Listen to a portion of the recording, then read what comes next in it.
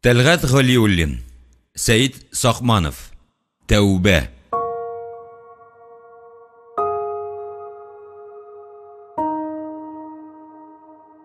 Егерме беренче бүлек. Сәйит бүген Әхмәдиша карт йортына гадәттәгедән иртәрәк килеп туктады. Волгасыннан төшкәндә Замирга эшкә узма, озак тормыйбыз дип күрсәтмәсен бирде дә тар капкадан эшкә үтте. Яшел Жигули махсус мәйданчыкта тора. Үзе белән бер яшьләрдәге кара чәчле, уртача буйлы егет белән шөреп тар такталардан ясалган тәбәнәк эскәмиядә тәмәке көйрәтеп утыра. Сәйитне күрүгә торып бастылар. Икесе дә аның артыннан өйгә ярмәкче булганнар иде. Үзе белән шөрепкә генә узарга рөхсәт бирелде. Саумы егет дип, ни өчендер күзенә карамаска тырышып кулын сузды Сәйит. Хәлләр ярыйсы? Йомыш үтәлдеме? Сорап торасың тагын, диде шөреп авызын йырып, эре тешләре пәйда булды. Төрлечә була. Соңгы вакытта ул бронежилет киеп йөри дигәннәр иде. Фердинандны үтергәннән соң. Аны бит маңгайга элеп булмый. Үзең өйрәткәнчә, беренче патронны шунда сыладым. Тәмләп. Сөйләшүе ошамый, кыюлык өчен төшереп алган булырга охшый. Хәер, йөзе кызылны кызартып булмый. Артык иркен, йөгәнсез тота үзен. Сәйиткә син дип эндәшкәне юк иде әле. Мондый мөрәҗәгать Хәлил белән Әхмәдиша бабайга гына рөхсәт ителә. Алары да якынлык алмашлыгын хуҗаның кәеф вә сихәт-нәсихәтләренә карап кына эшкә җигәләр. Дулаган, кәефсез чагы булса, гел инглизләр төсле сез дә без. Шырайын чытты Сәйит. Түзде, ирен читләренә кирпеле елмаю чыгарып, сүз нәтиҗә турында барырга тиеш. Соң әйттем бит инде, диде шырып шулуктанда. Әйдә, яхшылап сөйләп бир. Нәрсәсен сөйлисең инде аның? Гадәти эш. Иртәнге 9-нчыларда Ринат белән подъезд каршына солидны гына килеп туктадык. Лейтенант Абзаң солидны гына кирип китте. Нәк вакытында чыкты мәхлук. 2 тапкыр бәрдем тегеңәргә. Беренчесен үзең өйрәткәнчә маңгайына, икенчесен корсагына. Шунда ук сүз фикер сөрүшеннән читләшеп, немец пистолетын мактый башлады. Ясый беләләр икән үтерү коралын фашист калдыклары малай, мин сиңа әйтим. Сәйит аның хәләтен аңлый, бүлдерми тыңлый. Эт белән кода булсаң, сөяк белән туй итәрсең. Пистолетны үзен, йөртүчесен мактап эшен бушаткач, егет тынып калды. Сәйит өчен күп нәрсә ачык түгел иде әле. Эз тамга калдырмаганмы? Сезне өй эчендә урамда беркем күрмәдеме? Узып баручы кешеләр очрамадымы? Әнисе зат чыкмадымы? Әүвәл, юк, якын тирәдә эт тә юк иде дисә дә, исенә төшердеме, әллә алдан яшерергә уйлап та, хәзер дөресен әйтү яхшырак булыр дигән фикергә килдеме, кинәт ышкындырды. Эт йөри иде урамда. Нинди эт? Кечкенә, менә шуның хәтлегенә ләң-ләң. Соң, ул сезне өреп узаттымы? Көпчәк астына килеп кирде, үлгәндерме, юктырмы әйтә алмыйм, шинап калды. Үзе генә йөри идеме? Әйе, бер үземе? Бер үзе дип, хуҗасы белән чыкканнар иде прогулкага. Хуҗасы кем? Шул подъездда 4-нче катта торучы хатын. Ул сезне күрдеме? Каян белим? Күрсә безне танымый ич ул әби. Сәйитнең эшенә билгесез юртак шом үтте. Шөрепнең чиста эшләп чыга алуына алдан ук ышанмаган иде ул. Тәвәккәллеге бар. Тик уйлап, алдын артын карап эшләргә җыйнаклыгы җитми. Эт белән әби мәсьәләләрен ачыкларга кирәк, башын яшергән башсыз калыр. Сөйләшә торгач, шул чаклысы да ачыкланды. Балонка белән әби аны агач артында пусып торганда да күргән булганнар икән. Анда да эт шөрепне кабул итмәгән, янына килеп, гелән тавыш чыгарган. Апа мине танырга тиеш түгел. Беренче тапкыр мин свитер белән шалбардан идем. Хәзер милиционер киемендә. Яна фикер йомгагының ышын югалтып читкә китте шөреп. Милиция формасы миңа килешә икән. Шунда эшкә урнаштырмыйсыңмы соң мине? Кирәкле сүзне әйттерә белер идем мин бандюгадан. Их, миналарны. Шофёрың ни эшләгәнеңне, кемне үтергәнеңне беләме? Юк. Аткан тавышны ишеткәндер. Миңа ташланган овчарканы атып үтердем дидем. Ышандымы? Эткә эт үлеме диде. Курыкмагыз. Минем белән утырган ышанычлы малай. Сәйит күрше бүлмәгә кирип, сейфтан $3000 акча алып чыкты. Шөрепкә бирде. 500-ін шоферыңа бир, өстөп менә шуны куш дип, куен кисәсеннән бер пачка Рәсәй акчасын чыгарып салды. Тиз генә озат аны. Монда юлны онытсын. Үзең кире әйләнеп кайт. Шөреп урамга чыгып кирде. Тәртип, егет китте. Авызы йозак. Сәйит кисәсеннән 2 билет чыгарды. Син бүген кич Татарстан поезды белән Мәскәүгә китәсең. Барып җитүгә бу билетны шәйнәп йотасың. Монысын үлгәнче саклыйсың. Шулай ук Мәскәүгә. Тик 3 көн элегрәк киткән поездныкы. Аңлашылдымы? Нәрсәсен аңламаска инде аның? Төрмәдәге дураклар утырмый, диде Шөреп үпкәләгән тавыш белән. Менә сиңа адрес, ачкыч. Безнең фатир ул. Хәлеңне белешеп торырлар. Хәзер сиңа ярдәмгә берничә егет бирәм. Яшел машинаны юкка чыгарырга кирәк булыр. Минем машинанымы? Ул синеке түгел инде. Мәскәүдән кайткач, яңаны бирербез. Хәзер үзең дә сатып ала аласың. Сәйит машинаның номерларын, bütün документларын алып, кузовын тимер кайшы белән вак кисәкләргә үзе туратты. Әүвәл мотордагы, кузовтагы саннарны сытыгыз. Машинаны сүтеп, яшел буяуны наждак кымы белән ышкып төшерегез. Элеккеге машинаның изе дә калырга тиеш түгел. Запчасть калырга ярыймы? Машина бөтенләйе белән шунда китәргә тиеш. Аның кешелеге калмаган инде. Металлоломга гына тапшырасы. Сәйит bütün тормыш тәҗрибәсен туплап тап калдырмаска тырышса да, яманның касафәте, ягъни шаукымы, бәләсе 1 чакрым алдан йөри икән. Шуннан соң булган кыйты хәлләр Сәйиткә авыр тәэсир итте. Тирә юнендә ниндидер киеренке, аңлашылмый торган, хәтта куркыныч хәләт урнашты.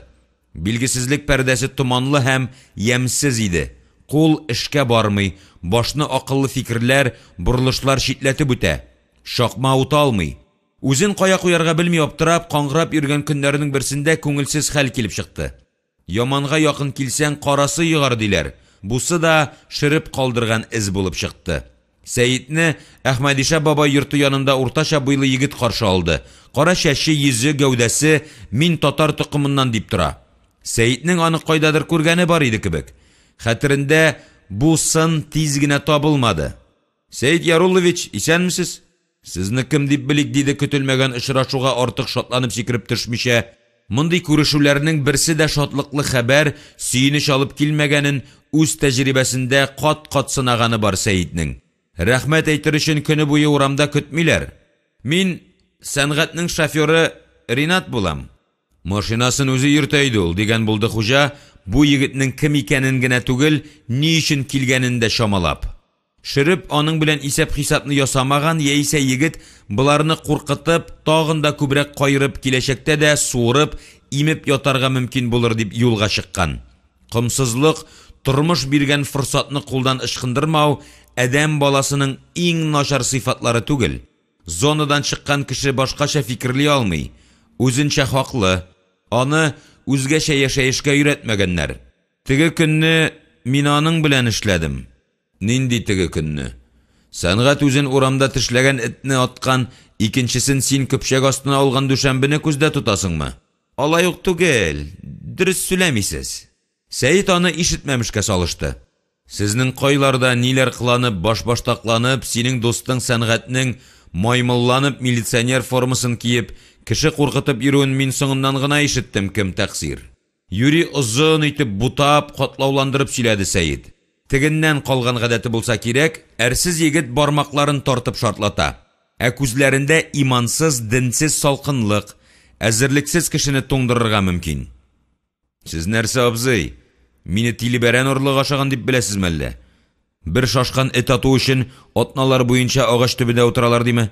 Шул кичне сездән киткәч уңышны матур гына чылаттык. Шырып барысын да бәйнә-бәйнә сөйләп бирде. Газетада «Убийство в своем подъезде», «Мафия расправляется» дигән заметкаларны укыдым. Кемне үтергәнебезне дә беләм. Шырыпкә таянма, суга таян икән. Аның белән ипләп кенә араны үзәргә кирәк. Бу егеттән ничегрәк котылырга? Мансур янына озатсаң, сасысыз чыгар. Бик яшьтә. Сезгә егетем миннән, бездән, уң кулын киң җәеп бик бетон стенага, тимер белән тышланган капкага күрсәтте. Ни кирәк? Эшем өчен түләү. Нинди эш өчен? Теге абзыйны атарга барганда машинада мин идем. Мин сезне белмим, белергә дә теләмим. Кем белән сөйләшкәнсез, шуның янына барыгыз. Шөреп миңа $500 һәм 500 мең сум обещать иткән иде. Соңгысын отстегнул. Америка акчаларын хуҗаның үзеннән барып алырсың. Үземә дә тамызмады диде. Тиешлемне алырга килдем. Шөреп үзенә турлыклы калган. Әшнәсен төп башына утырткан. Вәгъдә ителгән акчаны биреп булыр иде. Шулай тиеш тә, ләкин Сәйид иншалла бу халыкны үтәли күрә. Бу дәгъваның башыгына. Уркаларны бер яләштерсәң, алар әрсез урам ите, хәерче шигәннәр кебек тинкәңә тиячәк. Ник туганыңа үкендерәчәк. Егетнең байлыгы кесәдә түгел, йөрәктә икәнен беләсеңдер, егетем. Бусы бер. Икенчедән, мин ни өчен сиңа түләргә тиеш әле? Урамда кеше этен таптаткан өченме? Әби сезне эзләп тапса, кирәгегезне бирер әле. Табачак та. Ни өчен түләргә? За заказное убийство. Көлгәндә итте егет. Янәдән бармакларын шарт-шырт китерде. Егетем, кем белән килешкәнсең? Шуңардан акчасын да ал. Әгәр тагын бер тапкыр бу йорт тирәсендә күренсәң, баш сөягең әнә шул карашкы янында эленеп торыр дип, кыш-кыртны куркытырга куйган Сәлимә бүреккә ишарә ясады. Ринат йөзен күтәреп өскә караган арада, Сәйид аның ияк астына китереп сылады. Кизәнмичә генә сукса да, Шөрепкә һәм каршындагы егеткә әшәке дөньясына зәһәр ашуы йодрыкка күчкән иде. Егет тузанлы юлга барып төште. Бабайның капка тишегеннән карап торганын сизенгән Сәйид: "Әхмәдиша абзый, этне җибәр бәйдән, снайпер мылтыгын алып чык." Ринат ялт итеп сикереп торды. Юк, кирәкми, акчагыз да үзегез дә кирәкми. Шәнчелеп китегез бөтен мафиягыз белән дип торып йөгерде. Башка аны Төньяк кала авылында күрмәделәр. 22-нче бүлек. Шәһәрнең иң мөхтәрәм кешеләре, аеруча сәүдә, алыш-биреш тирәсендә эшләүче олылар Мансурны соңгы юлга зурлап узаттылар. Чит илдә ясалган зиннәтле, ялтыравык үзебезнең Волга 8-ле, 9-лы машиналар төркеме урамнарда гадәти хәрәкәтне туктатты. Кышак-кышак кыйммәтле чәчәкләр сибелде, винокларның исәбен-хисабын алып бетерерлек кенә түгел иде. Үзенә шундый мәхәббәтне күрә алса, ресторан директоры ничекләр шатланыр иде. Юк шул. Үлгән кеше хәл-әхвален без белмәгән төсле, мәрхүм дә исәннәрнең ни кыланганыннан хәбәрдар була алмый. Берничә кеше чыгыш ясаганнан соң, Сәйид сүз сорап алды. Мансурның якын аркадашы, күмүне оештырган Вилсур Садыйков ирексездән Сакмановка сәерсенеп карады. Мәйит янында бәхәсләшү, сүз көрәштерү кабул ителмәгән. Ярамый. Бу кешелек буыннан буынга тапшыра килгән һәм катгый үтәлә торган кануннарның берсе. Атлантиданы җир юта, соңгы мамонтның сөяге генә кала. Грек, Рим, Шыңгысхан, Аксак Тимер, Төрек империяләр җимерелә, таркала. Шөһрәтләре риваятләрнең зәңгәрсу канатында гына саклана. Халыклар кырыла, милли телләр юкка чыга.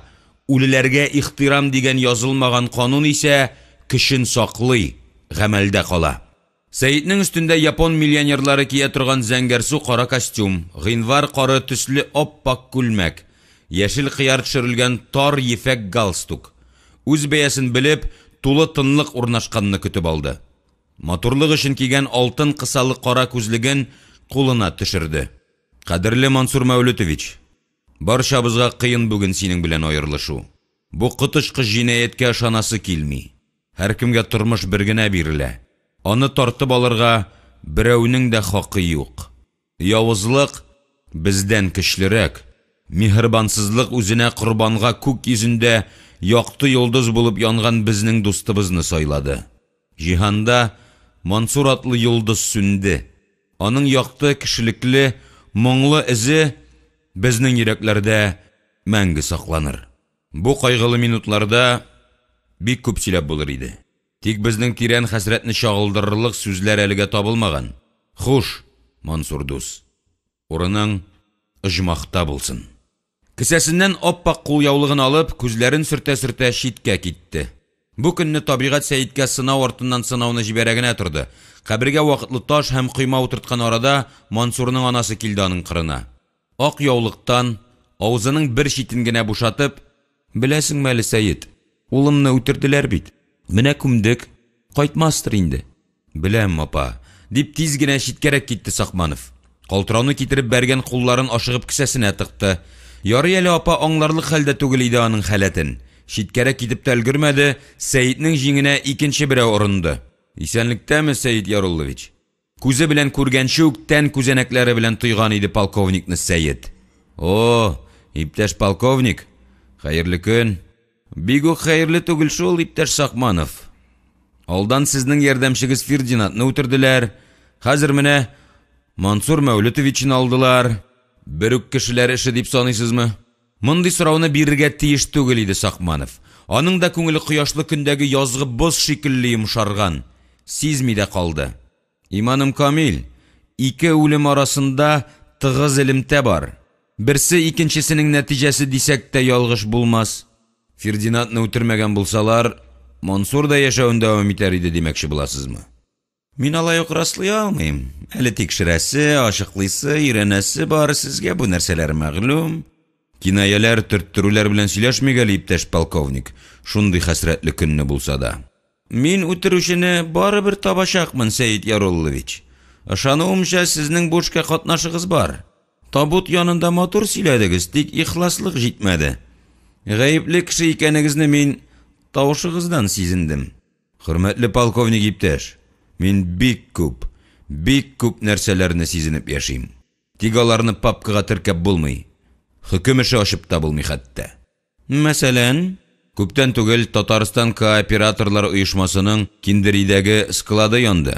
Анда 40 телевизорны, 80 суыткычны, 10 чит ил гарнитурын һәм тагын әллә нәрсәләрне ут ялап алды дип яздылар. Сез дә анда булдыгыз. Яндыга саналып протоколга кертелгән әйберләрнең берсе дә складта булмавы сезгә мәгълүм. Сәйит аңлы рәвештә полковникны Мансур үлеме тирәсеннән читкәрәк алып китте. Ментлардан котылу юлы бер генә: үзең бәйләнү, үзең һөҗүмгә күчү. Юкны сөйләмәгез. Соң анда янган 10 суыткычны 6-сын бик арзанга үзем сатып алдым. Тик каян алганны әйтмәскә куштылар. Димәк, син үзең сообщник. Сәйит ялтырауык ботинкасының үткен эше белән ташып торган җигәрен кая куярга белми бимазалаган шулук малай кебек кечкенә шуйыр ташны читкә тибеп бышырды да, кәттә күзлеген киеп алып, шулук янгыннан берәр телевизор, келәм, сезнең өйне бизәми микән? Сез нәрсә сөйлисез? Мин сообщникларны бәлки ерак җәһәннәмнән эзләргә түгелдер диюем генә. Полковник шыгырыннан чыгарга җитешеп, хәленнән килсә, янында атлаган шибәр һәм үзен ифрат иркен, бәйсез, хәтта явызларча өстен тоткан тәкәбберне хәзер үк кулга алып, аерым камерага ташлыйсы килеп тә, шуны эшли алмавына гәррләнеп баруын яшерә алмый.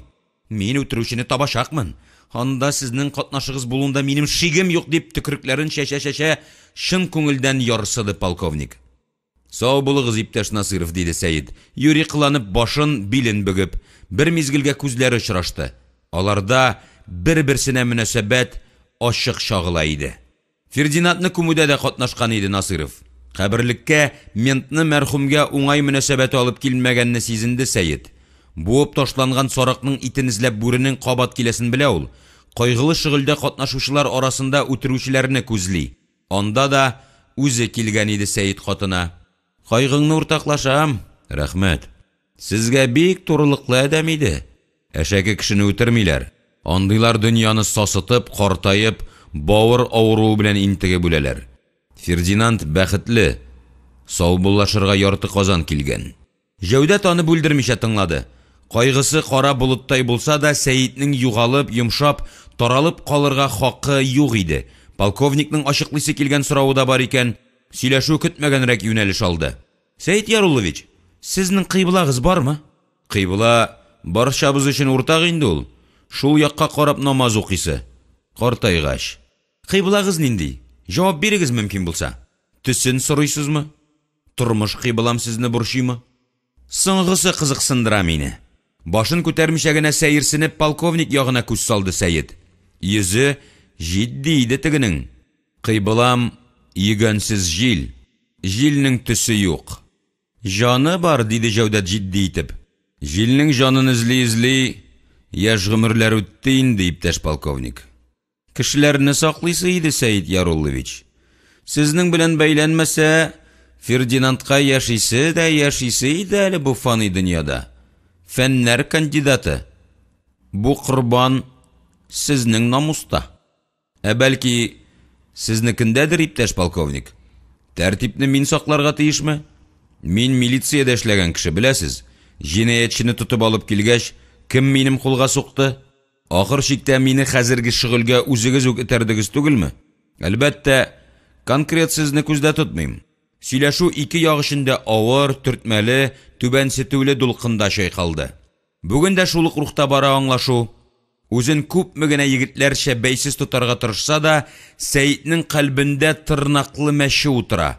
Шырып, этне таптатып, юеш кымда аркан изе калдырган. Полковник та шуңа киная ясый икән. Күрше апа күреп калган милиционерны, ул утырып киткән машинаны, яшел Жигулин эзләү дәвам итә. Табарбыз без аларны. Хызыр Ильяс юлдашыгыз булсын. Сакманов саруын кичәдән калган аш түгел, үзен туктаусыз күзәтү астында тоткан күрә алмаучан тынгысыз явыз күзләр кайната иде. Бу карашның көчле басын табут алдында нутык тотканда да, полковник белән сөйләшеп барганда да тоеп торды Сәйит. Бу гадәти кызыксыну, ваемсыз капшау гына түгел иде. Кемдер әйтерсеңлә аны мылтык мушкысында тота. Бармагы шакмада. Як-якка бурылгалап кесәсеннән кулъяулыгын алган авыз кырыен күзен сөрткән булып, үз тарафына яман дулкыннар җибәргән кешене эзләде Сәйит. Хәрби тәҗрибә, табигый зирәклек, күзенең үткенлеге һәм һәр даим этлеккә әзер туру ярдәм итте. Тапты ул аны. Читкәрәк китеп, бер каберлекнең тимер рәшәткәсенә тотынган да Сәйитне кармалый. Улыгайган, чәчләре сирәгәйгән, шулай да үзен танырлык. 8 ел элек тармар ителгән Цәпләп оешмасының элеккеге җитәкчесе Андрей Северцев оста сунарчыдай күзләпме күзли икән аны. Ара шактый булса да сизде, күрде Сәйит. Нәфрәт тулы күзләре жансыз пыяла төсендә. Тәненә гүя ток йөгерде. Аның 8 урынына 5 ел утырып төрмәдән кайтуы, янәдән Римма исемле уртак танышларында яши башлауы турында хәбәрне җиткергәннәр иде аңа. Мәрхүм Фердинанд та аның хакында тулы белешмә биреп калдырган иде. Димәк, Казан каласында аның тагын бер жан дошманы артты. Цәпләп паханы белән тәүге очрашу истәлекле һәм дәвамлы булды. Милициядә Совет хакимиятендә якты киләчәк бәрабәренә армый-талмый хезмәт иткән дәврендә булды әлеге сәйер хәл-әхвәл. Ул Северцевны сөяркәсен тукмап ятканда кулга төшергән иде. Район милиция бүлекчәсеннән хәбәр бирелде. Синең участокта Жданов урамында фәлән йорт, фәлән фатирда бер ир хатынынмы, сөяркәсенме, фахишәсенме тукмый. Шунда бар, тикшер, тиздән оператив группада килеп җитәр. Бик тиз тапты йортны. Мәче исе аңкып торган пычрак баскычтан 3нче катка ташлады гәүдәсен Сәйит. Ишек яртылаш ачык. Эчтән шыңшыган, ыңгырашкан, гырлаган сәйер тавышлар килә. Бүлмәгә атылып кергән участковый шундый күренешкә тап булды. Кызыл җирән чәчле, таза бәдәнле ир, күлмәкләре йыртылган, изүләре ачык, тула аяклары ялангач хатынның күкрәгенә тизен куйган да битен шәбәкли, башын төя. «Әйт, кая яшердең сөяркәңне? Кем ул? Үтерәм хәзер, сука!» Сәйит сыбызгысын эшкә кушты. Яратып башкарган эшеннән аерылып ир, чакырылмаган кунакка явыз караш ташлап, ярдәмгә мент чакырдыңмы дип корбанын ташлап, участковый өстенә сикерде. Тәҗрибәле йодрык Сәйитнең битенә сыланды. Зур, иләмсез куллар рухилыктан ерак. Хәмер ишеп, хатын белән булашып, явыз ир көчен бер кадәр югалткан иде. Авырттырып төшсә дә, сугуы әллә кем булмады. Сәйит җавапны тиз генә бирә алмады. Улы гәүдәле булса да, теге ир җиңел сөякле, заманча сугыш алымнарыннан шактый хәбәрдар булып чыкты. Улы бүлмә буйлап, Сәйит тирәсендә оршык кебек бөтерелеп йөри башлады. Шул арада Сәйиткә эләктереп тә ала. Максаты дошманын үз артыннан йөртеп арыту, сулыш алу ритмыннан чыгару. Сәйит ашуына, гәрләнүенә түзә алмыйча үзе бәргәндә артык кабаланып хаталар ясады. Ирнең сул йодрыгы янә Сәйитнең битенә эләкте. Тәмам ашуы чыгып, милиционер аягын эшкә җикте. Һәм гәүдәсе белән әйләнгән уңайга тегенең корсагына типте. Иләмсез тавыш чыгарып ыңгырашып куйса да, албасты аягында калды һәм кискен шүгәләп башы белән Сәйитнең эченә бәрмәкче булды. Әмма тизлек җитмәде, өлгерә алмады. iyәккә юнәлгән көчле йодрык борынына эләкте, шарлап кан китте. Кан исе нәфрәтенә өстәмә көч бирде. Ирнең кызгылт соры күзләрендә үтергеч күрә алмаушан җәһәннәм уты кабынды. Күрше бүлмәгә йөгереп кирип китте. Аннан пычак тотып чыкты. Сәйит артка чүкте. Бәхете бар икән, шул мәлдә оперативниклар бәреп кирде. Кулына ләккән наган түтәсе салкын коралны зыңгылдап идәнгә төшәргә мәҗбүр итте. Ир карышты, бар ачуын үчен Сәйиткә юнәлтте. Мин синең арка сөягеңне сындырам барыбер, шыланыңны яндырам дип иләмсез ямсыз сүгенде. Караклар жаргоны чәпләпчеләрнең сүз байлыгы белән таныш түгел иде ул мәлдә Сәйит. Күбесен аңламады. Изләп табармын сине барыбер бәдбәхет мен дип кычкырырга өлгерде Сверцев, кулларына ябышкан милиционерлардан ышкынырга тырышып. Сәйитнең күңелендә ләгънәт белән каргыш бергә буталган сүзләр түгел, күзләр калды. Асфальттагы бәләкәй чыкырлар кебек тирәндә утырган бәбәкләре, утлы күмердәй көйрәүле карашы тиз генә онытырлык түгел иде шул. Менә алар хәзер дә Сәйитне капшыйлар, тишәләр, тентиләр, элеккечә үк күрә алмыйлар. Ул көнне Сәйитне кыйналган хатын белән сөйләшергә, беркетмә төзергә калдырдылар. Хуҗабикә шул арада өстенә чәчәкле йомшак халат киеп, урыннарын рәтләп өлгергән иде. Төз аяклары уятсызланып халаттан чыгып куя. Кара тамгалар кыйна үзләре битенең матурлыгын, халат якасы күкрәгенең килешле теләсә кайсы иратны җәлеп итеп, ымсындырып торырлык күркәмлеген яшерә алмый. Сәйитнең тәне авырта, бите сызлый, күңелендә ашу һәм үпкә. Менә шундый тотнаксыз, әхлаксыз хатыннар өчен ирләр сугыша, пәһлеваннар үлә. Ә минем ни гаебем бар? Ни өчен мин тукмак ашадым? Хуш, теге дәҗҗал утыра, аны онытмаслык итеп дөмбәсләрләр. Бу шартның үтәлмичә калганы юк, срок алыр. Шулай да ул хатынның рәхәтен күргән, аның алсу иреннәренең балын суырган, тулы балтырлы аякларының дәртен тойган. Аңа бик үк үкенечле түгелдер. Гаепне хатын-кыздан эзлә, ялгышмассың дигән борынгылар. Монысын да күрше камерага тыгарга 15 тәүлеккә. Морзе әлифбасы белән сөйләшеп ятсыннар шунда. Җитте аңа казан пычрагын җыярга. Фатир алса, милициядә бер көндә калмас иде. Сәйит папкасын ачып, тез башына куеп, беркетмә тутырырга кереште. Исем фамилиягез, туган елыгыз, эшләгән урыныгыз. Ташлагыз әле иптәш милиционер. Сезнең яңагыгыз сызламыймы? Иренегез авыртмыймы? Көзгегә карыйк әле. Хәзер одеколонны мамык белән эшкәртәм. Кулыннан алып, хатын Сәйитне коридорга олы көзге янына алып килде. Карагыз әле, сезнең уң як битегез каралган, минеке дә. Күз төбегезгә дә кара дага төшкән. Минекендә дә шул. Сезнең борында балык башына охшаган. Минеке дә бәрәңге түгел.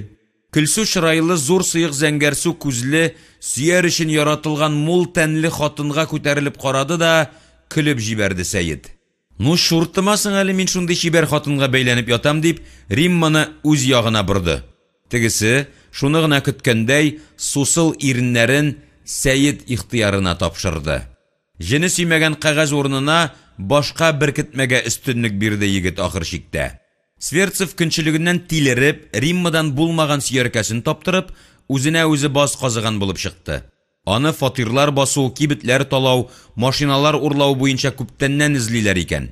Акыллы гына караклар бер дә юктан яналар, пүчтәктән килеп кабалар. Шул шөгыльләрне оештыручы чәпләп җитәкчесе буларак, ул 8 елга каты режимлы төрмәгә эләкте. Жданов эсперанто урамы Сәйитнең күңеленә хуш килде, хәтта күченеп тә куйды. Римма үзенең коткаручысын якын итте, тәрбияләде. 5нче сыйныфта укучы кызы Марина милиционер абысының күчтәнәчләренә тиз ияләште. Римма белән ул елдан артык кайгы хәсрәтсез яшәп калды. Урамда очраган йыртык итәкләр артыннан йөгерәсе булмады. Очраклы юлыккан ханым белән матур итеп яшәп китүен дус ишләре аңламадылар әлбәттә. Нәрсәсе белән бәйләп куя алды икән үзенә гадәти бер хатын дип аптыраучылар да аны яшерәк, алар фикеренчә матуррак хатыннар белән таныштырырга омтылучылары да табылды. Табышмакның җавабын Сәйит үзе генә белә. Римма белән җиңел һәм тыныч. Юк барга бәйләнми, акча әйбер сорап йөрәтми, бүләк алып кайтса да, кирәкми, нигә миңа мондый кыйммәтле күлмәк алмыйм дип, инде аны өстенә киеп көзге каршында биештергәндә дә баш тарткан булып, ирнең күңелен, рухын күтәреп, зәвыгына астыртын мәдхия юллап, кыланыпмы кылана. Хатынның иргә рәхмәте кичке затлы аш, йомшак урын, назлы кышак, иркәләүләр, пышылдаулар, ыңгырашу иңрәүләр булып кайта. Төннәрен аз йоклаганда да Сәйит үзендә салсал батырларны җиңәрлек көч сизеп уяна. Хатынның күзгә бәрелеп тормаган ягымлылыгы, иркәли белүе, кыр күңеле, җанының кош йөрәгедә илепелдәве, ахыр чиктә табигать бүләге, мул күкрәге, тулы аяклары ошый иде аңа. Римманың гадилеге, тормышка, үлемгә аек карашы, теге дөньяда нәрсә буласында үзенчә аңлатуы, изгелек белән гөнаһка үз бәясе иң кыен вакытларында Сәйиткә таяныч булды. Артык гади һәм гадәти фәлсәфәгә таянып яши Римма. Тормыштан мөмкин булганны алып калырга, күңелле итеп яшәргә кирәк. Башкача ни гипи әрәм итәргә. Йокыны картайгач туйдырыбыз, һич югында кабердә. Ул ягы Ходай кулында ди торган иде ул. Битие сөймәгән темасы бер генә. Ул тәпләп җитәкчесе белән мөнәсәбәт. Сәйит шул хакта сүз каттымы, кайнар теле салкын тимергә ябышкандай була. Бизгәк тоткандай калтырана башлый. Ир затының исә серле сандыкны ачасы килеп, кытыгы кузгала. Иркәләнеп, тәмле ризык белән затлы шәраб капкалап утырганда да Сәйит шибәркәен кысып карады. Северцев мине уятсыз рәвештә кулга төшерде. Башкача хутым калмаган иде. Сорама, барыбер артыгын әйтә алмыйм. Менә хәзер ул төрмәдән кайтып төшсә, Сәйитне нәрсә борчыганны аңлап алды ханым. Сине яратам, Сәйит. Бик тә. Ул кайтса, аны кабул итми булдыра алмаячакмын. Кыйнап үтерсә дәме? Туқмап үтерсә дә, асып куйса да, син дә сак бул, Сәйит. Ни өчен? Шактый икеләнеп, ахрысы күңелендә кайнаган хисләр өермәсен бастырып, ачылырга, туарылырга булды. Ярата иде ул Сәйитне. Миңа аның бер хаты килде. Сың мине ул хат борчырга тиеш дип уйлыйсыңмы? Кызмәле син, Сәйит. Мин иректә калган егетләргә, аларның яшь дусларына, сине яклаган, мине кулга алган милиционерның изенә төшегез дә үчне алыгыз дигән фәрман төшердем. Эшеннән куганнар икән аны. Мастерской төзегән, шуны пранзаран китерттем. Безнең очрашасылар алда әле. Мин соңгы сүземне әйтмәдем дигән. Ул Сәйит бер нәрсә алдында туктап калмый торган кытычкыч кеше. Әгәр мин аны кабул итмәсәм, ул кызымны, нәселемне, сине юкка чыгарачак. Бу халәтем минем язмышым, тәкъдирем, йолдызнамәм. Бу сәйер аңлашудан соң мөнәсәбәтләренең бер кырые калжыды, аннан кителеп төште. Риясызлыгы, гаҗизлеге өчен Римманы гомере буена хөрмәт итеп, ярдәм кулын сузып яшәсә дә, үзен кешегә санамаган, көпә-көндез буып үтерә язган Андрей Северцевка илаһи, мифик, үлемгә әзер мөнәсәбәтне күпме тырышса да, ахыргача аңлый алмады. Курку хисеме, теге дөнья мәхәббәтеме, үтә чыккан җинси бузыклыкмы? Иң олы серләрне хатын-кызга якынлык аша гына белеп була диләр. Хак сүз икән. Римма аша үзенең жан дошманын белде. Мебель цехын тармар итүнең сәбәбен ачыклады. Милициядә чын күңелдән тырышып, ышанып эшләгәне өчен күпме түләргә була. Югарыдагы сөйләшүдән соң да Сәйит әле Риммада яшәп калды. Һәр ләззәт өчен адәм баласына бер түлисе була. Айрылышулары башка сәбәп аркасында шактый сәйер килеп чыкты. Вакыты җиткән, сәгате суккан булгандыр күрәсең. Гадәти бер кышкы кичен өенә кайтып кергәндә, бөтен мөлкәте сыйган ике улы чемоданын Сәйит ишекнең тышкы ягында тапты. Шалтыратып, тавыш күтәреп маташмады, күтәренде дә шыпан-шыпан аска төшеп китте. Урамда йөгерүдән, каушаудан, каударланудан тыны кысылган Римма куып җитте. Гафу ит, Сәйиткәем. Маринаның әтисе кайтты. Кыз үзен бик ярата. Әти белән яшисем килә ди. Янәшә атлый-атлый өстәп куйды. Теләсәң, очрашып яшәрбез. Сәйит чемоданнарын җиргә куеп, ялварып, өметләнеп торган хатын ягына акаеп карады да, кирәкми. Әллә синдә генә дип беләсеңме? Соңыннан үкенде. Никахлы ирен кызының атасын кайтарган өчен Римманы битәрләргә аның сукыр тиенлек хакы да юк иде. Хатынны кирәк вакытта файдаландыңмы? Рәхәтен күрдеңме? Рәхмәт әйтә бел, оятсыз адәм белән һава нәселе. Римманың ире белән бәлеш пешмәде. Кискән икмәк кире ябышмый. Яратмаган кешең белән бала эшендә гомер итеп булмый икән. Сәйит тә бер суга ике тапкыр кирип булмый дигән ышанышта яши торган кешеләрнең берсе иде. Риммага кире кайтмаса да, аңа кешелекле, самими җылы мөнәсәбәтен саклады һәм кызы Нарасыйның дөресе, Яһүд һәм татар каннары аралашуы җимешенең бандитлар кулына төшүен җаны тәне бөтен барлыгы белән теләми иде. Тәпләп хуҗасы кырында сылу кайын җиләге басып тора. Аны таныгач, Сәйитнең йөрәге жу итеп китте. Кыз Римманың 11нче класста укучы бердән-бер баласы Марина иде. Ни арада үсеп тә җиткән. Үтә күренмәле күзләр, кабарынкы бөркү иреннәр, күкрәкнең ашык өлешләреннән аяклардан сизелеп тора. Нәкъ Лолита тәне, йомшак песи баласыдай. Северцевны да гаепләп булмый, нинди ират мондый ләззәтле ризыктан үз ихтияры белән баш тартсын ди. Тәнендә җаны булса. Әхлак мәсьәләләренә килгәндә, аларын бит язган кеше үзе дә үтәми булыр. Кагаз түзә, ул җансыз. Сәйитнең алар ягына караганын сизеп күреп, Северцев кулын кызның көянтә биленә салды. Үзенә тартты. Тегесе карышмады. Бандитка инде төсе уңган Римма кирәк түгел иде.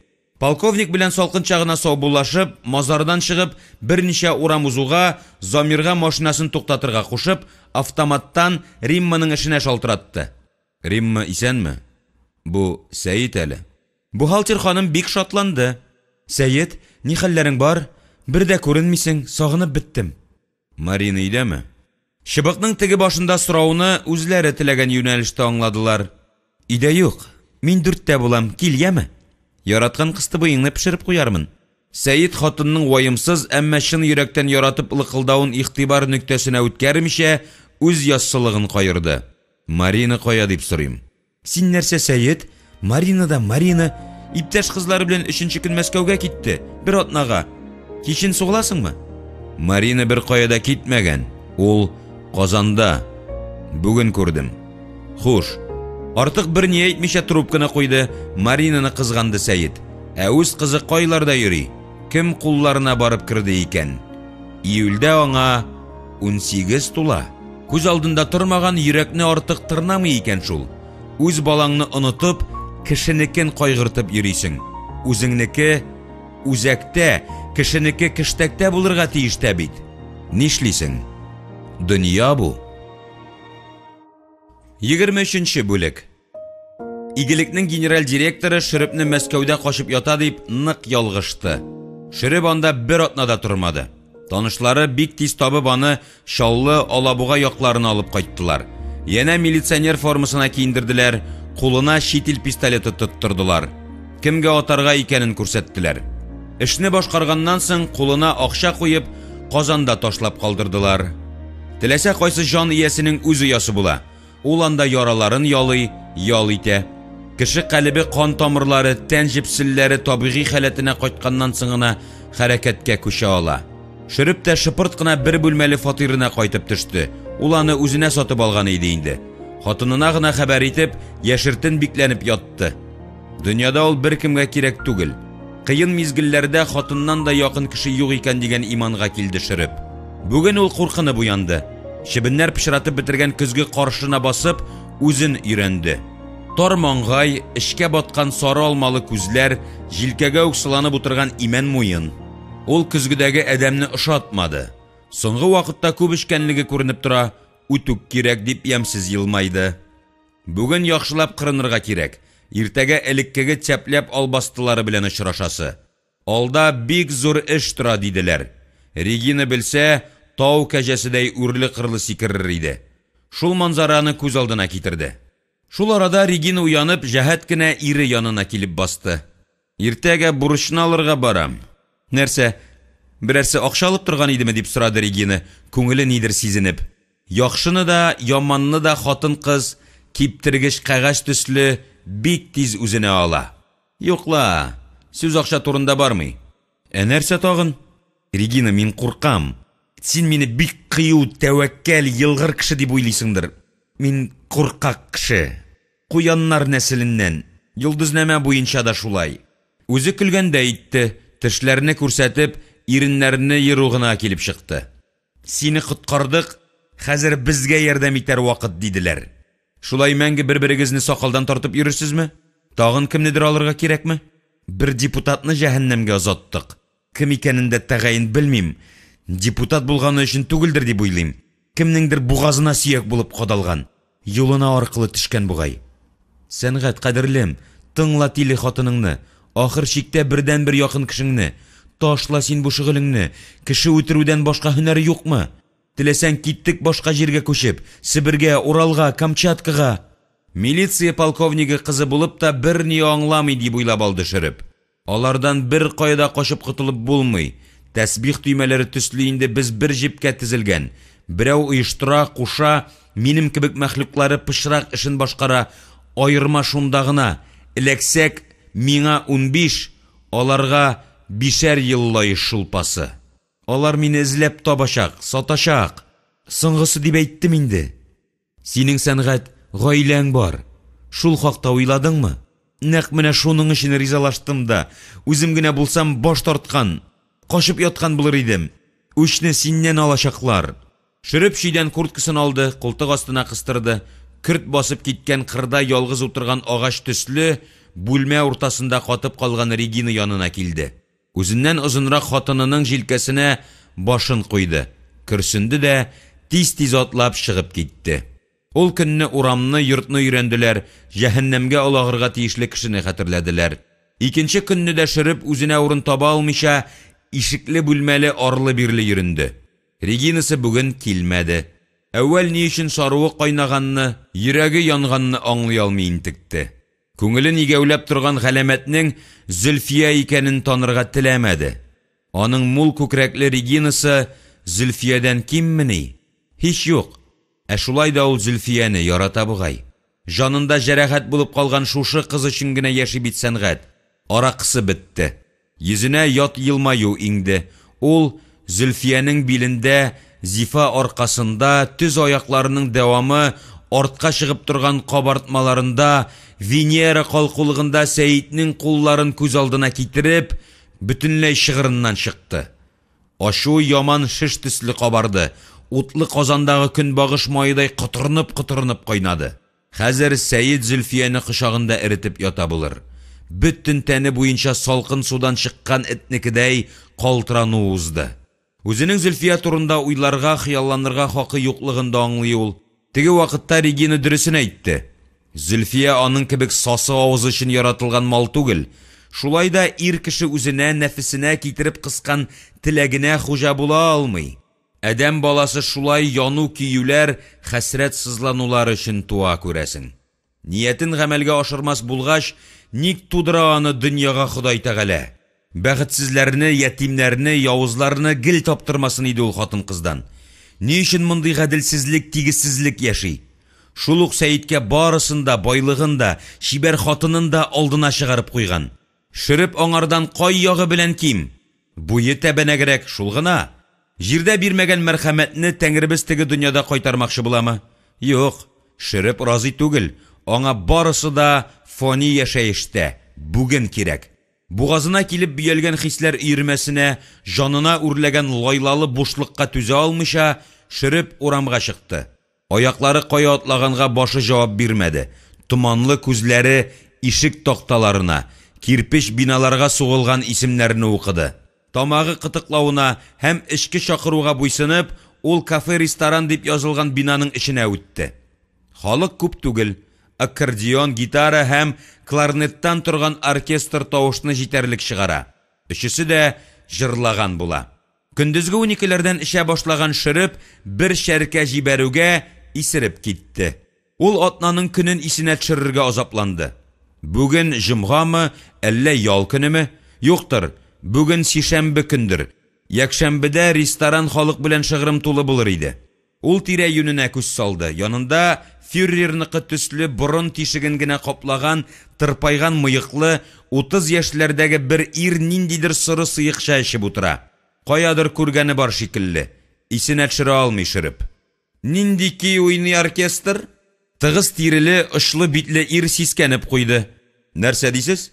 Оркестр нинди ки башкара дип сорыйм. Барыбер түгелмени? Барыбер булса, ат койрыгын кешегә тагарлар иде. Уңышлы шаяртуыннан канәгать калып, Шөреп ире, сары тешләрен күрсәтеп, рәхәтләнеп җәйлеп көлде. Күршесе аңа ошамый иде, шакмак ияге ямсыз булып алга чыгып тора. Җитмәсә әле борын астына шәмәхә мыек ябыштырып куйган. Үзенә бөтенләй килешмәгәнне белми микәнни? Шөреп алдындагы аракысын ичеп куйды. Өлеш тарелкасында яткан салатка урынмады да. Сезнең тарафларга мыекның килешмәгәнен беләсезме икән? Кырып атыгыз дип, Шөреп әмер теленә күчте. Күршесе җавап бирмәде, залны күзәтүендә булды. Шөрепнең бөтен гәүдәсенә каршындагы ирне күрә алмау, явызлык, дошманлык чыкты. Кеше хатынына карап, силәгә ягызып утыру килешми? Шөреп тагын рәхәтләнеп кычкырып көлеп җибәрде. Чираттагы шәркәсен ичкәндә күзен күршесенең мыегыннан алмады. Кая күргәне бараның бу иякне? Берне сыласаң, бераз турайыр иде. Ерактан мыек якларыннан акрын гына тавыш килде. Тыныч кына утырыгыз, артыгын кыланасыз. Төрмә ишеге сагынып елый булыр үзеңне. Шит хатынга зак карап утыру килешмей. Шөрепнең кыланышларына шактый түзгән күршесенең ниһаять сабыр сабышкынды. Ияк астына китереп сылаганны Шөреп сизми дә калды. Урындыгы белән барып төште. Башына утын пүләне белән китереп бәргәндәй хис итте үзен. Шулай да торды һәм үзен рәнҗеткән кеше өстенә китте. Әмма якын тирәдә берәү дә юк иде, мыеклы ир юкка чыккан. Әллә берәр пәри генә булдымы? Юк, әнә килә. Үзе генә түгел, берничә фуражка иярткән, Шөрепне култыклап алдылар. Җибәрегез! Минем эше бетермәгән аракым калды. Кем башка бәрде? Алыгыз бу мыекны, мине калдырыгыз. Явызлык үше күзенә кан булып төшсә дә, Шөреп көчсез иде. КГБ майоры Насих Санчиевның ыргаклы мускулына каршы тора алган кеше юк иде әле татар җирендә. Алып барган төштә сәнгать Шөрепне бик тиз таныдылар. Сөйекле этен югалткан әбинең, депутатның исән калган йөртүчесенең сөйләүләре буенча ясалган рәсемдә нәкъ ул шикрәеп утыра. Төрмә аны чыннан да көтеп, күптәннән сулкылдап елый икән инде. 24-нче бүлек. Сәгать 1-гә әбәткә өйгә кайт дигән иде Зөлфиясе. Сакмановның вакытны уздыра алмый утырган көне. Кремль курантлары 12-не сукканда Япон аппараты трубканы күтәрәсе дигән хәбәр җиткерде. Подполковник Салих Гаяров шалтырата икән. Аның үзен тәкъдим итү, сөйләшү рәвешен беркем белән бутап булмый. Мин әле бу срочны күрешәсе бар. Төньяк кала авылында очрашыкмы? Ярамый. Ленин урамындагы радиотоварлар кибете каршында сәгать 1-дә. Машинада гына сөйләшеп алырбыз. Хуп, вакытында шунда булырмын. Милиция әһле сөенечле хәбәр әйтү өчен чакырмас очрашуга. Салих белән аерылмас дуслар булып киттеләр дисәң, кирәкмәгән мактану булыр, бер-берсенә кирәк иде алар. Гаяров тормыш ләззәтләрен, дөнья бизәкләрен ярата. Вак-төяк күңелсезлекләр өчен картаймый торган калын тиреле замана кешесе иде. Хөкем оешмада эшләү чорында йөзе тупаслана, холкының кырыслыгына ишарә итеп, ияге алга чыга. Чынында ул шундый ук кеше. Үзе теләгәнчә яшәү өчен аңа Сакманов, Вахапов, Башорин, Батурин кебек кешеләр, дөресрәге, аларны үз янында тоту кирәк. Элеккеге танышы Салих Гаяров Сәетнең аягына латыш укшыларына коры сөт узатып ятканда китереп басты. Зур сумма тәкъдим итте Сакманов. Гаяров акчаның каян килгәнен сорап тормады, алды. Ни өчен бирелгәнен белгәч, шул җитмәгәнмени. Кагазларыңны күчереп яз. Үзеңнең имзаң, исемең калмасын, саграк эш ит, ышыктарак калырга тырыш. Җаваплылыкны күбрәк шәүләләреңә йөклә. Нишләп әле барыгызда идрит-күдрит Казанга ябыштыгыз? Шул ук сөтне Алексеевскида, яңа Чишмәдә эшләп чыгаралар. Авылны талавы ансатырак. Шул көннән алып милиция подполковнигы игелекнең рәсми булмаган яклаучысы, түбәсе, хәтта шымчысы, киңәшчесе булып китте. Дөрес, үзенә тиешле өлешне арттыра барырга да онытмады. Салих белән артык якынаерга теләмәде Сәйит. Тарихчылар нәрсә диләр әле? Кытайлар белән дус яшә, тик айрым-айрым тормыш ит. Кытайлы белән тулы аңлашу, якынлашу, аралашу өчен үзеңә шул халык вәкиле булып туу шарт. Салихның кара кушкыл, озынча йөзе ифрат борчулы, кыска җиңле күлмәкне аксыл шалбарга кыстырган, 6 путлы гәүдәсен арткы утыргычка урнаштыргач, фәрман төшерде. Аккыш күле ягына киттек. Сәйит каршы килмәде. Машинасында гадәттәгечә затлы коньягы, капкаларга ризыгы бар. Салихның булай гына ычкындырмасын белә. Хылкы шундый, юк бар хәбәренә серлелек биреп, анысын да 1-2 шешәне бушатмыйча әйтми интектерер. Өлкән әфисәр бу юлы үзен башкачарак тотты. Машинаны тыныч кына урынга куеп, Замирны һава суларга чыгарып җибәргәч, Салих бөтен шартын китереп көрсенеп куйды. Бик үк күңелле булмаган хәбәрләр алып килдем үзеңә, Сәйит Яруллович. Үткен пәке өстеннән йөрергә күнеккән пахан коелып төшмәде. Кырмызы тавыш белән генә сорап куйды. Тагын нәрсә җимерелгән? Бастилияны алган мәллә минем баш кисәрләр. Президент исәндер бит. Җимерелгән шул, егетем. Салих аңардан 5-6 яшькә олырак иде. Шуны гел ассызыклап яшәде. Җәүдәт Габдуллович сиңа каршы эш башларга рөхсәт алу нияте белән 1-2 атна элек министр урынбасарында булды. Каян беләсең? Приемга язылгач, үзе минем белән киңәште. Тойдырды бу мафияның баш-баштаклыгы. Нәрсәдер кылырга кирәк. Кешеләрнең күзенә карарга ят. Рөхсәт ала алсам, үзем барам Сакмановны җәтмәгә эләктерергә. Кулыма килеп керсә, телен ачтыра белер идем. Миндә аңа каршы документлар җитәрлек. Районда КамАЗлар белән бер каптырган идем инде. Бу юлы ышкына алмас, дип ярып салды. Нәрсә эчәсең? 50 грамм әрмән коньягы сал. Эшкә сугыласым бар әле. Җәүдәтнең гадәте начар. Бурынын авызга ук китереп тыга. Үбешергә җыйна диярсең. Добро алганмы? Юктыр. Замминистрдан бик кәефсез чыкты. Сөмсере кыйылган, сугышчан рухы шактый шингән иде. Үзе кирде минем бүлмәгә. Бик озак тәрәзәгә, Ширик күлгә карап басып торды да, Мансурны үтертүне оештыручы Сакманов кына. Шул киллерны тотсам, пенсиягә китәм дип шактый озак сөйләнеп торды. Ни өчен Мансурның үлемен шулай күңеленә якын алган әле? Ул хәтлесен үзем дә аңламадым. Мал бүлешүдән чыккан гадәти үтерү көн сайын булып тора, диде Салих җилкәсен сикертеп. Миңа зиратта да бәйләнеп маташты. Кулы кыска. Министр урынбасары алдан күрүчән, гадел кеше, баш-баштаклыкка юл куймас. Тагын нинди яңалыгың белән чәчне үрә торгыза аласың? Шереп бездә утыра. Үзен кулда тотарга бер нәрсәгә дә гаҗәпләнмәскә өйрәнгән Сәйит урынында сискәнеп куйды. Астан ток җибәрделәр диярсең. Шаяртма, Салих. Шереп Мәскәүдә яши. Әгәр аны Мансур белән бәйләргә уйласагыз, ялгышасыз. Ул күптән киткән иде башкалыга. Билетларын тикшерә аласыз. Ничек уйлыйсың?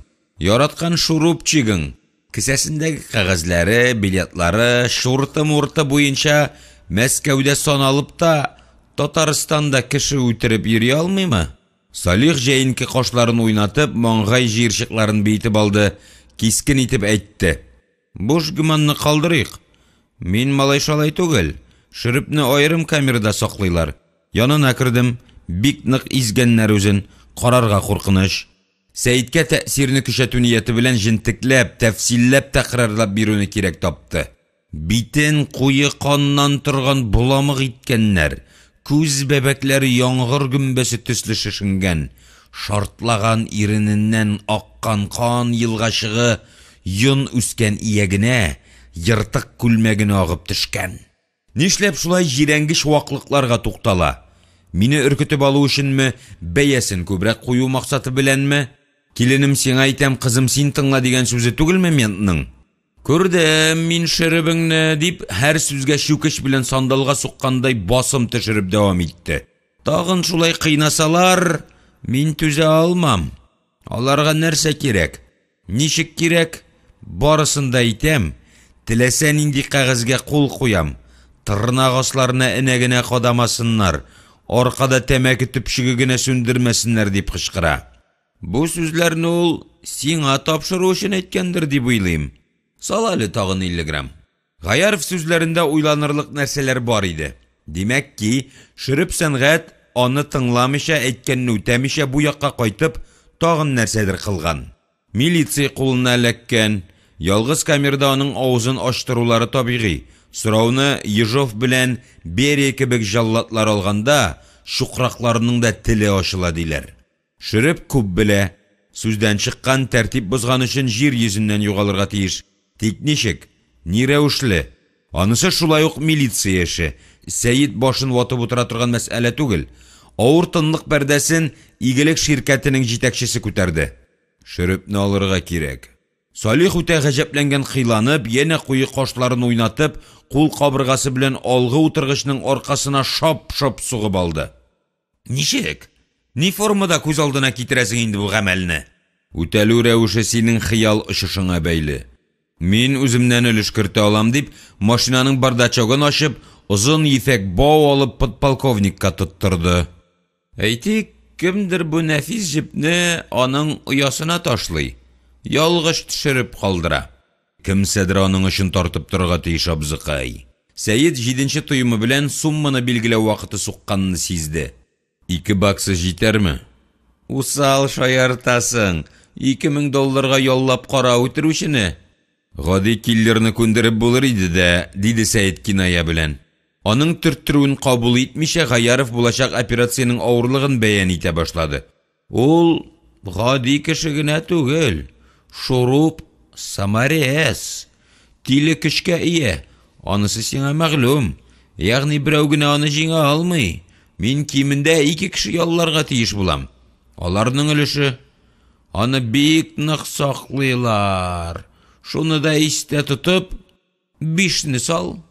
Риза, яртысы бүген, калганы соңыннан. Сәйит кулын сузды. Тегесе кискен хәрәкәт белән ушына сугып кына алды да, әйтергә микән, юкмы икән дигәндәй уйланып торды. Кискен кырыс тавыш белән ярып салды. Син юкка шөреп белән бәйләнгәнсең. Башканы ялларга иде. Ул тагын бер пычрагышта катнашкан булып чыкты. Матбугатта укыдыңмы икән? Бу арада гына Алабуга Шаллы арасында бер бизнесменны Кафиятуллиннымы, Гатиятуллиннымы атып үтерделәр. Бу эшне шөреп башкарган. Милиционер киемендә булган. Ничә әйттем мин сиңа котылул балбестан дип, үз сүзләндең. Әмәт тауына ай төшеп утырса да, исе китмәс Сәйит өчен бу яңалык шактый вәсвәсәле иде. Анысын кем күргәндә кем әйткән? Машина йөртүчесе исән, аның төсен, битен, буен шамалап кала. Шоферларда тышкы дөньяга хәтер ифрат көчле, ире тешләрендә хәтерләп калган диләр. Сәйит тәварихы хәләтенең мөшкил генә түгел, үтә хөрти икәнен тәгаен күз алласа да, шаяртырга көч тапты. Сың хәзер ул тешләр юк дисең ишинде. Теге дөньяга алтынны куйдырып узатырбыз. Милиция әһле юморны урынсыз тапты, бугай кабул итмәде. Шөреп милицияга килеп капкач, шофер сөйләве буенча ясалган рәсем күзенә чалына кизүдә торучы лейтенантның. Алабугадан йөртүчене чакыралар, Шөреп менә шулай капкынга килеп беләгә. Эте тапталган әбидә таный үзен. Нәрсә белән килеп капты соң ул сезнең кулга? Валлаһи дим, Мәскәүдә булырга тиеш иде бу көннәрдә Шөреп, диде шарасыз калган Сәйит. Ул хәтлесен әйтә алмыйм, Сәйит Яруллович. Чапай әйтмешли, не Копенгаген. Бу очрашу Сәйитнең күңелендә авыр тәэсир калдырды. Шөрепне дә кызганды. Аны туктаусыз авыр үкенү хисе эзәрлекләде. Янында Зөлфиясе булып, ул аның җанына җылылык бөркеп тормаса, Сәйиткә күп тапкырлар кыйнырак булыр иде. Тышкы дөньяның фаҗигале хәлләреннән хәбәрдар булмаган Зөлфия матур тезләрен итәк астына алып, диванга менеп кунаклый да, Сәйиткә вәгазь сөйләргә, әхлак дәресләре бирергә керешә. Ир уртасында эшкерсез, гади, самими уенга кирип китеп онытыла, ял итә. Мөхәббәт, Сәйитҗан, мин сиңа әйтим, җитди нәрсә? Кит аннан. Кем әйткән бу акыллы һәм тиле фикерне? Мин, Зөлфия җитди итеп һәм шул ук дулкында дәвам иттерә. Читтән караганда, канаты мөхәббәт утында көймәгән күбәләккә ярату шашып торган бәхет, сөенеш, йолдызлар арасында йөзү күренсә, кем өчендер сөю, йөрәк ярасы, бәгырьләрне көйдерә торган зәһәр ут. Бик каты, кара утын кебек дөрләп янамы инде ул дип сүз кыстырга тырышса да, Сәйитнең шаяртуын мәслихәт күрмичә ханым фәлсәфәсен тирәнәйтүне дәвам иттерә. Мөхәббәт сирәк кешегә тәти торган кичере шул, Сәетҗан. Әдәм балалары бергә яши, күнегә, балалар үстерә, мөхәббәтнең нәрсә икәнен белмичә, зәңгәр күк гөмбәзен ташлап та китә. Мин үткән ел автомобиль авариясендә үлеп калган булсам, мөхәббәтнең нәрсә икәнен аңышмыйча, оҗмахка чыккан булыр идеммени? Мөхәббәт сафлыгын, ләззәтен татыган кеше бәхетле. Марксизм-ленинизм тәгълиматында бәхет төшенчәсенә аңлатмалар биреп маташалар. Ул имеш, халыкка хезмәт итү, якты киләчәк, коммунизм идеаллары өчен яшәү. Шуртым, дип Зөлфия матур кулы белән һаваны кисеп төшерде. Дөньяда берәүне өзелеп яратсаң, яраттыра белсәң, аңа һәр даим кирәк булсаң, син бәхетле. Мөхәббәттә иң мөһиме нәрсә? Дип комагайланып сорау бирә Зөлфиянең хәләлире. Һәр хәлдә сез табынган байлык түгел, дип кырт кисә Зөлфия. Минем моторым тырма телле була белә икән, дип сеңдереп ала күңеленә Сәет. Үзен рәнҗетергә бирмәс. Нәрсә? Миңа бу сер мәгълүм түгел. Рухи якынлык. Шаярта кызы җитдирәк темага кирип китә. Минем өчен байлыктан, малдан, затлы машинадан өстен нәрсә юк дип саныйсыңмы, балакаем, дип теленә салына Сәет. Кара машинаңа, яхшы фатирыңа, алтын көмешеңә кызыгып кияүгә чыкты дип уйлый күрмә. Әлбәттә, алары да кирәктер. Хәерчелек мәртәбә саналган заманалар үтеп бара төсле, шөкер. Мал-мөлкәтемә исең акылың китмәгәч, нәрсәм белән синең тутый күңелеңне яулап алдым соң? Яратуың әллә хакмы? Зөлфия иренмичә диваннан төште. Әйтимме дөресен? Алдашмасаң, теләсә нинди затлы бүләк алып бирергә риза. Вәгъдәңдә тордың, кысылган пружинаң кебек гәүдәң, егетләрчә тотуың җәлеп итте, кара чәчләреңә бәс кунган. Бу ак чәчләрең затлы тоз кебек матур ялтырый. Алары да килешеп, ышандыру көчен арттырып тора. Күзләрең белән сүзләреңне яраттым. Аннан инде барысы бергә буталды. Хис дигән нәрсә йөрәкне китереп кысты. Шуннан, ди Сәет үзенә бәяне ошатып, мөкиббән китеп дәвамын көтеп, хатын-кыз ярты сүздә туктый белер. Барыбер соңгы тиенен чыгарып салмас. Шул буталудан карабыдай буткасы пеште, кулларыңны ю. Табынга рәхим ит, Сәетҗан әфәндем. Тагын бер сорауым, киңәшем бар, ди хуҗа. Рәхим ит. Зөлфия үз бәясен белгән укытучы кыяфәтенә керә. Урысның иң зыялы язучыларыннан берсе, минем яраткан шагыйрем Иван Бунин, мөхәббәт өлкән яшьтәге кешеләрдә, җиргә якын затларда, димәк, крестьяннәрдә генә була дигәнрәк фикер әйткән. Мин сүзләрен яттан измә-из әйтә алмыйм, әмма фикерен дөрес китерүемне өстемә алам. Зөлфия алдан Бунин белән бәхәскә керергә, аны язучы буларак кылануда, хәтта кәпрәюдә ахыр туган иленә кайтмыйча, үлемен читтә табуда гаепләргә җыенса да, соңыннан шаяртып котылырга булды. Ул гомумән абстракт коллектив мөхәббәтне күз алдында тоткандыр. Коллектив мөхәббәте теге видеофильмнарда күрсәтелгәнме инде ул? Зөлфия Янаралның яшьләргә төрттүрүен колагына да әлмичә дәвам итте. Нигездә бу хаклы. Саф мөхәббәт өлкән яшьтәге ирләр белән яшь ханымнар арасында гына була ала ул дигән фикерен кызыл җипкә таккан бит язучы. Безнең мисал шуны раслый. Сәет бирешми яна бер авторитетның фикерен тартып чыгара. Педагогларның кумиры бөек гуманист Жан-Жак Руссо бабаң әйткән сүзләр миңа якынрак. Зөлфия кирфекләрен уйнатып алды. Нәрсә дигән инде анысы? Хатын-кызның тәне табигать тарафыннан ирләргә ләззәт бирү өчен яратылган. Бәхәсләшеп тормады бу юлы ханым. Сөйләнүеннән арып, Зөлфия ире янына диванга утырды. Иркәләнеп, бөтен тәне белән сөйгәненә йылышты. Шунда ук сикереп торып, өстәл әзерли башлады. 25-нче бүлек. Бер кичне аларга көтелмәгән кунак милиция подполковнигы килеп керде. Күрәсең, алдан килешенгән булгандыр. Сәетнең калгасына теләсә кем, теләсә кайчан үтеп керә алмый. Салих идә сизгер иренле, килешле борынлы, күтәренке яңаклы, шибәр йөзле һәм кырт иткән гәүдәле ханымны күргәч, югалып калды. Йөрәге леп-леп итеп тибә башлады. Булса да була икән һәр яктан килгән гүзәл алиһәләр. Салих дус, бу кызның исеме Зөлфия, диде Сәет, алсу төс йөгергән битенә күз салды да өстәп куйды. Хатыным минем. Сезнең хатыныгыз, дип гаҗәпләнеп сораганын Салих сизми дә калды. аңына килеп: «Мин хәбәрдар түгел идем, котлыйм». Акчага сатып алган валютный кыздыр әле, артык гүзәл дип уйлап куюын табигый ки беркемгә дә сиздермәде. Шын күңелдән котлыйм дип, кызның назлы, йомшак кулын учына алды, бурнын назлы хушбуй исе кытыклады. «Мин сине гомерлек буйдак булып калырсың дип уйлаган идем. Нәкъ менә шул кызны эзләдем. Аның үсеп, өлгереп җиткәнен көттем», диде, кулын үзенә бер нәзакәтлелек белән Зөлфиянең эшкә тартылып кирип торган биленә салып. «Көтә белүемне Аллаһ Тәгалә без тиешенчә бәяләде. Һәм миңа 20нче гасырның 2нче яртысында татар халкы тудыра, тәрбияли алган иң илаһи затын бүләк итте». Сәйид хәләл җифетен кунак белән таныштырырга тиеш иде. «Зөлфия, Салих абыйың булыр. Милиция һөнәре мөмкинлек биргән микъдарда кешелекле, игелекле, ярдәмчел кеше. Бу сүзләрне әлеге халыкка карата кулланып булса, аларны бары тик бер кешегә нисбәтән генә әйтеп була. Ул бүген бездә кунакта», диде, ак тигез тешләрен йылтыратып. Шибәркәй янында теленә салынуы үзенә дә ошый. Гаяровның мактаганны яратканын тәгаен белә. «Арттырасың» дигән булса да, тегеңә рәхәт иде. Ни өчен килгәне исенә төшеп, подполковник йөзенә, гәүдәсенә кырыслык дулкынын типтерде. «Сәйид Ярулович, мин ашыгам. Шәйләп, гәпләшеп утырырга башка вакытта кирермен. Акыллым, син теге бүлмәдә сабакларыңны караштырып утыр. Студент кәл ул минем. Бергәләп дәрес әзерлибез. Абыйың белән сөйләшеп аласы бар». Гаяров Зөлфияне күзләре белән капшап озатты.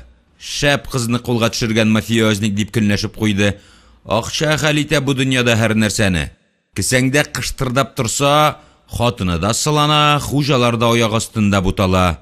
Шулай да бүген Сакманов аның кулында». Салих үз дәрәҗәсенә, олылыгына горур сокланып, урта тәрәзә янына барып басты. Ифрат отышлы һәм илләм матур торыш алды. Сәйид аңа карап, тәрәзәдән ингән яктылык фонында иптәшнең борчулы, уйшан һәм хәтта кайгылы икәнлегенә ышанырга тиеш иде. «Хәлләр, кәефләр ничек?» «Кәефләр турында башка урында сөйләшербез», дип, Салих шома өстәл янына килеп утырды. Ялтыравык шома такта өстендә куллары әллә ничә төсле күренә. Шәмәхә, ал, фирүзә, зәңгәр төсләр кашыш уйный кебек. «Артыңнан саф җилләр искәнне сизенәсеңдер, Сәйид Ярулович.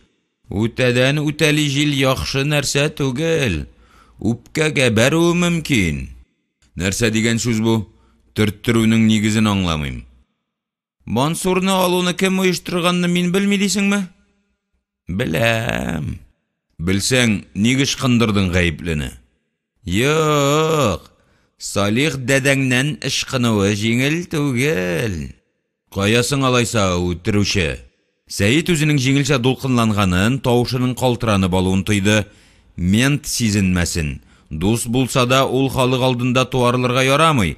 Тормыш кырысланган саен алар явызлана бара». «Шереп, гади исполнитель», диде Салих, һәр сүзгә аерым мәгънәви басым төшереп. «Һәм әле ул гына да түгел». Салих күкрәген алга чыгарып, эре генә бүлмә буйлап йөреп алды. Сәйиднең күңелен кытыклап, нерв күзәнәкләрен сынап, юри сузды. «Шотландское виски салыйммы боз белән?» «Юк, син әүвәл премияңны өстәлгә сал». Әллә хәл кылындымы? Ничегрәк булды?»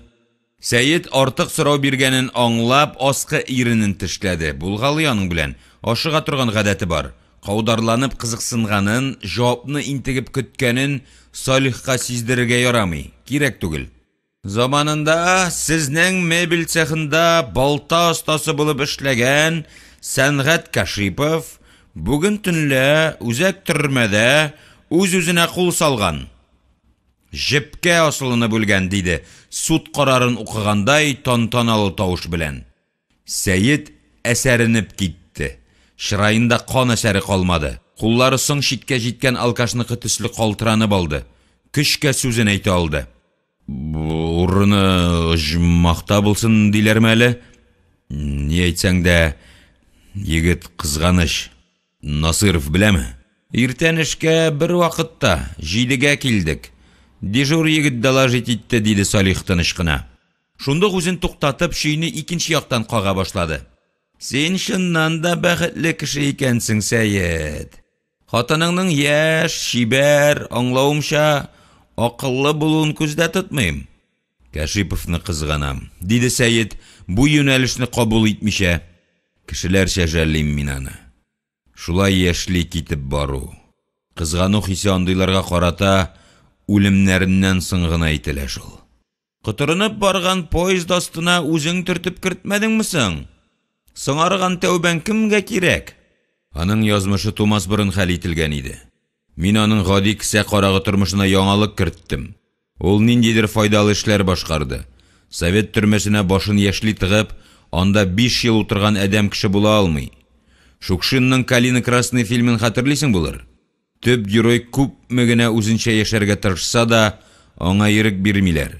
Әйтерсең лә аның сөеп, сөешеп, сөелеп, гаилә корып яшәргә, табигать матурлыгы белән хузурланырга хакы юк. Шырып файдалы эшләр башкарды дисең инде. Салих өстенлеген яшермичә турдан төрттөрде. Ул алган абзыйлар, белүемчә, берсе дә кеше өчен яшәмәде. Тик үз мәнфәгатьләрен кайгырттылар. Соң син үзең Гаяров соңыннан бу сорауны ник биргәненә үкенде. Әйткән сүз аткан ук диләр шул. Кире кайтарып булмый, бер мизгелгә мие чуалып бу сөйләшүдә янә үзенең өстенлеген күрсәтәсе килеп китте. Шул гына. Сәет йолдыз атылган тизлеге белән орныннан сикереп торды да, өсте берсеннән берсе матур кагазьләр белән бизәүле тулы бутылкалар тезелгән шкафның аскы тартмасын ачып, күн папка тартып чыгарды. Менә кара, 93-94 елларда гына яңа төзелә торган мәчеткә 5 миллион, реконструкцияга 3 миллион, балалар йортына, картлар йортына фәлән сум акчалар күчерелгән. Украинадан, Беларустан, Балтика буйларының күпме арзанлы мебель ташыдым. Сөйли китсәң. Сиңа нәрсә? Шүрәле бабаң төсле кытыкны кидереп утырасың шунда, маттити. Эченнән һавасы чыккан шар төсле тынып калды Сәет. Күңеле бушады, ширканчы калды. Тынычлык килмәде. Бәхетле кеше икәнсең, дигән булды Салих фикерен элеккеге ызанына кайтарып. Сәет эндәшмәде. Аңа барыбер иде. Ул Шөрепне үтерде. Ул кеше жанын алучы Газраил. Барыбер берсенең, Мансурныңмы, Шөрепнеңме каргышы төшәчәк. Әмма мен әйткән хәбәр аны янә фани дөньяга кайтарды. Шөреп Җәүдәтнең кияве булган икән, диде Салих. Син нәрсә сөйлисең тузга язмаганны? 2 ай элек кенә өйләнешкәннәр. Сәнгать Кашипов белән Регина. Соңгысы Җәүдәтнең бердән-бер кызы. Дөрес, полковник фатихасын бирмәгән. Кыз егет фатирына күчеп киткән. Хикмәт андамыни? Нәтиҗә шул ук. МВД бүлеге мөдиренең кияве ахыргача аңлашылып җитмәгән сәбәпләр аркасында төрмә камерасында асылыны бүлгән дип язачак пресса. Журналистлар өчен нинди кызыклы хәбәр, сенсация. Миңа бүлек мөдире булып 1-2 ел эшләп алырга туры килмәгәй идем. Җәүдәт пенсиягә китәм дип куркытып алган иде дә, хәзер тынычланды бугай. Бердән-бер кияве камерада асылыны бүлгәннән соң аны эштә калдырырлар дип уйлыйсыңмы? Син бездәге тәртипләрне оныта башлагансың. Ул яктан органнарда бик строго. Кияү балакайның ресторанда сугышы беләгүе 1, депутатны үтерүдә гаепләнүе 2, иң мөһиме 3-нчесе. Анысы тагын нәрсә? Мансурны үтертүгә Салих тупас киная ясар дип көткән иде Сакманов. Мантык ягы шактый көчле булып чыкты подполковникның. Кияүне полковник кабул итми, яратмый. Ишеген ачып, бусагасыннан үткәрми. Димәк, аны кызына тиң яр түгел дип саный. Хуш, шуннан нишига? Фырсат чыкканда бу бандиттан кутылырга теләве табигый аңлашыла. Теләсә кайсы ата Ходай Тәгалә үзе биргән бу мөмкинлекне кулдан ышкындырмас иде. Милиционер бигрәк тә. Син Кашиповны юк итүне полковник үзе оештырган дип әйтмәкче буласыңмы? Хәтта Сәит тә бу көтелмәгән борылыш хәзер түгел иде. Мин түгел, йолдызлар шулай ди. Һәр хәлдә бауны камерага ул ташлаган булуны инкар итү кыен. Bir версия булып каралачак. Җәүдәт дус бу упкынны икегә бүлеп тә сикереп чыга алмаячак. Әйдә, вискиңне куй да киттем. Китер әҗереңне. Соң мин исәп-хисапны Җәүдәт белән өзәргә тиеш түгелме? Шөрепне ул алгач. Әйдә бөгештермә. Ихтиярың шүмәле. Б урынына С хәрефен куя аласың. Менә шулай. Тәртип. Сал тагын аз гына сасы нәрсәңне дә йөгердем. Вакыйгаларның кызыгы алда әле. Подполковник хаклы булып чыкты.